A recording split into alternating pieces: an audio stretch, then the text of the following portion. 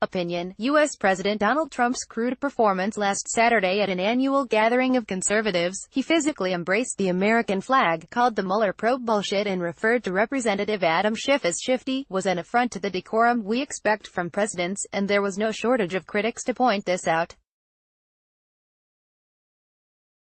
Trump was not merely undignified as a leader, he is committed to stripping away the dignity possessed by others, Michael Gerson wrote in the Washington Post. One Twitter commenter described the speech as an undignified mess of slop, and another labeled Trump the most undignified president in history. But this was the same Trump who, as a presidential candidate, referred to the size of his manhood during a Republican debate. He said about protesters at his campaign events, "In the good old days, this doesn't happen, because they used to treat them very, very rough." He asserted that Islam hates us, and that Mexicans are rapists. Not only did he get away with them, but those offenses somehow made him stronger. And he's gone even further as president. Read more. Asterisk shocking UN moments. Laughter at Donald Trump. 9/11 staged. Yasser Arafat's gun. Asterisk Trump wants Samantha be fired for using same horrible word he called the reporter. Asterisk the people who know Trump best keep talking about him like he's a child after each episode. Trump's critics have been as scandalized as they have been ineffective, just as they were after the speech at last weekend's Conservative Political Action Conference. During the campaign, Republican Senator Marco Rubio called Trump the most vulgar person to ever aspire to the presidency, and see how far that got Rubio. In fact, demagogues like Trump are almost always undignified. That is a feature, not a bug, of their politics. When Hillary Clinton infamously described his supporters as a basket of deplorables, Trump swiftly converted the comment into a badge of honor. It turned out that he wanted his followers to trumpet themselves as less deplorables, because that was already his argument. President Donald Trump hugs the American flag as he arrives to speak at Conservative Political Action Conference. While their critics think demagogues hurt themselves politically by violating the standards of polite society, they're doing the opposite. They're doubling down on an unorthodox but potent politics. In other words, we must understand why Trump's performance at the Conservative Political Action Conference was rational from his perspective before we can begin to understand how to deal with it. And that means taking Trump, his supporters and his undignified performances seriously. A textbook demagogue meets 4 tests, as I wrote in A History of Them. First, he identifies as a man of the masses, usually by attacking elites. Second, he creates great waves of passion. Third, he uses that passion for political benefit. Fourth, he tests or breaks established rules of governance. Taken together, this approach enables the demagogue to create a state within a state, a massive cult, that follows him alone. An image posted on the accused Florida mail bomber Cesar Sayoc's Twitter account shows him at a Donald Trump rally. Trump is the first demagogue to actually become president, but American history has seen a lot of them, from the segregationist Alabama Governor George Wallace to the Wisconsin Senator and Communist chaser Joseph McCarthy, from the Louisiana Governor and Senator Huey Long to the Detroit radio priest Father Charles Coughlin. World history has seen Mussolini and Hitler and, more recently, Hugo Chavez in Venezuela and Alexander Lukashenko in Belarus. All of these figures were called undignified by critics who thought their antics could not succeed because they should not succeed. For Chavez, for instance, vulgar language and insults were a trademark, not a flaw. He talked to national audiences about having sex with his wife, called Americans an obscene term, described his bowel movements on television, and named the first cell phone made in Venezuela after a popular slang term for penis. Opponents said his talk was crude and made them ashamed. In 2009, a 70-year-old Venezuelan social worker lamented to a reporter, "A president needs to project a good image." But Chavez's power merely grew. Only cancer stopped his political career. Whether you call it decency or decorum or dignity, these old-fashioned standards provide cold comfort when they are the very things demagogues want to blow up as they seek domination. The fact is that demagogues thrive at the lowest common denominator. That is why they relish their status as political bad boys, vulgarians who say things they really shouldn't.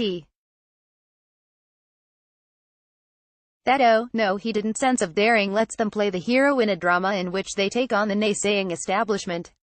This renegade behavior easily satisfies the demagogues' four tests: attacking elites, stirring massive emotional power, converting that emotion into politics, and, most important, obliterating the rules that allow normal governance.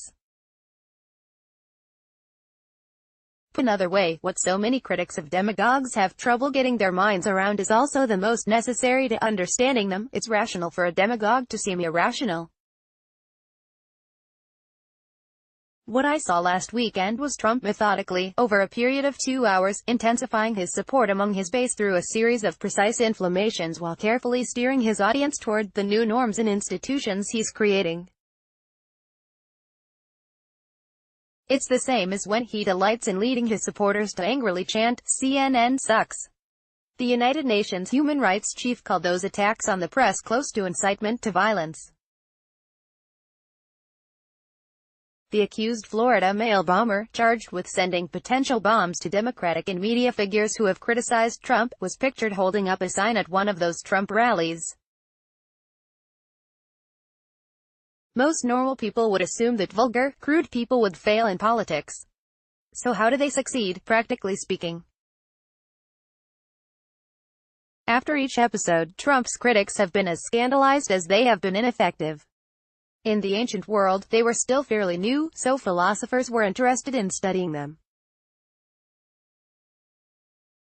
Aristotle observed that it was easier for demagogues than statesmen to use enthymemes, proofs or analogies dependent on collective past experience, because they shared more in common with the people they were addressing. While educated speakers used commonplaces and generalities, Aristotle observed, demagogues speak of what they know and of what more nearly concerns the audience. What Trump understands is that millions of Americans feel left behind by our politics. They are frustrated by everything about conventional politics, including the expectation that traditional rules like decency and dignified behavior will help solve their problems. They are ripe for a demagogue. The problem of how elite critics miss the demagogue's strategy, hiding in plain sight, it is as old as democracy itself.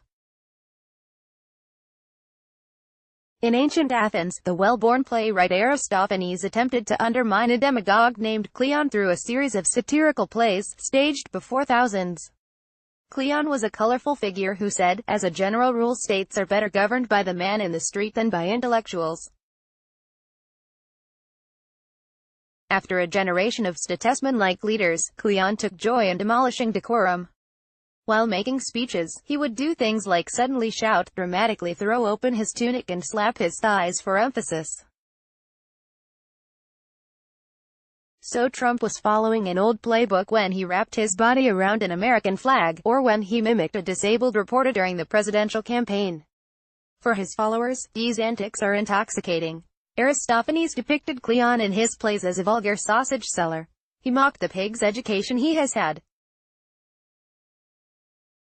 He wrote, "You possess all the attributes of a demagogue, a screeching, horrible voice, a perverse, cross-grained nature, and the language of the marketplace." None of this worked. Athenians continued to elect Cleon as general. The plays may have heightened his celebrity. Chavez, too, adopted tactics that were so outrageous, so unthinkable, that they seemed impossible just up until the moment they became successful. As president, Chavez became so audacious in his demagoguery that he made a speech that was literally 10 hours long. But there was method to his madness. He was taking over the state, in plain view. It's not that Trump is undignified. It's that he's anti-democratic. That's the real issue. Demagogues have been with democracy from the beginning. It's not overstating things to say the demagogue represents the battle between darkness and light, between our prejudices and our reason. That's at the heart of democracy itself. After all, Alexander Hamilton worried in the very first of the Federalist Papers about those who would pay obsequious court to the people, commencing demagogues, and ending tyrants. In his CPAC speech, Trump told the crowd, "I'm in love, and you're in love, we're all in love together." There's so much love in this room, it's easy to talk. Faced with the threats of impeachment from Congress and evidence of lawbreaking in the Mueller report, he wants his supporters to choose sides. As Democratic presidential candidates debate whether to go low or go high in countering Trump, I'm not one who believes in mirroring Trump's indignities. That won't work for any non-demagogue. After their ruinous experience with demagogues like Cleon, Athenians ultimately addressed the reign of demagogues not through plays but through constitutional punishments. Under a system called graph paranomon, enacted several years after Cleon's death, a politician charged with having proposed a measure contrary to democratic principles and to Athens' laws could be ostracized by a majority of the voter for 10 years. It's not a far leap to the high crimes and misdemeanors included in the U.S. Constitution. It's not that Trump is undignified. It's that he's anti-democratic. That's the real issue. Those are the real stakes. Michael Siner, an attorney and a lecturer at the University of Virginia, is the former mayor of Charlottesville, Virginia, and the author of Demagogue, The Fight to Save Democracy from Its Worst Enemies. The Washington Post.